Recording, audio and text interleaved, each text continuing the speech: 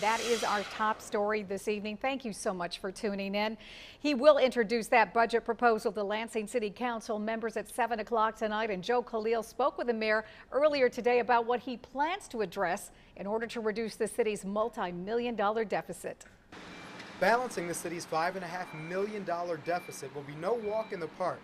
That's the challenge facing Mayor Virg Bernero. When you look around us, Joe, and you see cities falling by the wayside, emergency managers left and right, that tells you there's a real problem. Bernero says some cuts are necessary, but says the city of Lansing has already made a significant number of concessions. In terms of raw cuts, we're down 30%.